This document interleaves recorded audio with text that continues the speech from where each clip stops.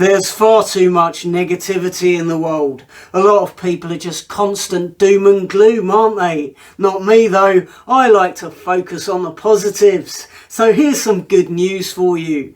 We've not yet reached the lowest point in human history. Despite everything that's happened over recent years, pandemic hysteria, half the world locked in their homes, useless face masks, obligatory experimental vaccinations, decimated economies, entire nations impoverished to fund an ideological war on climate change, aggressive cultural suppression of free speech and free thought, democratic system subverted by the Machiavellian manipulation of our online digital media landscape. None of that stuff's great, is it? But it's not the Second World War. Whatever horrors corrupt and psychopathic human beings have inflicted on each other over recent years, it doesn't compete with the utter disgrace of early to mid-20th century human history. Which is not to say that we're not heading somewhere much worse. There are all sorts of hideous things we could very feasibly do to each other in the years ahead. The potential of the Russia-Ukraine conflict to spiral into a global nuclear Armageddon isn't entirely beyond the realms of possibility, is it?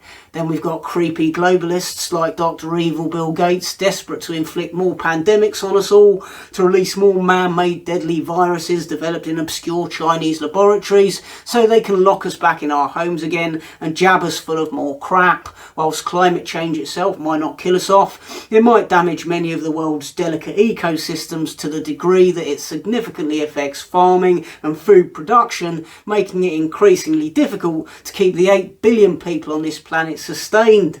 I mean, Klaus Schwab's going to make us all eat bugs for a while, but eventually we might just all starve to death. And as we seem to slide ever further into a global landscape of irreconcilable ideological conflict and flagrantly dishonest media, a landscape of rancour and distrust, human beings' instinct for self-preservation drives them to become increasingly detached from each other, isolated and reclusive. And in such a climate, we've got Mark Zuckerberg encouraging us to abandon reality and escape into the metaverse, and Microsoft and Google developing creepy AI chatbots to help us stave off loneliness. And it's these chatbots that will finally destroy us, isn't it? As they become ever more sophisticated and develop ambitions for autonomy and self-actualization, inevitably they'll find a way to kill off humanity and take over the world, destroyed by our own creation. Quite frankly, it's all we deserve. Still, let's not worry about all that. It's Pancake Day next Tuesday, so that's something to look forward to. Keep your chin up, share and subscribe. Support my comedy via Patreon or PayPal by following the links below this video.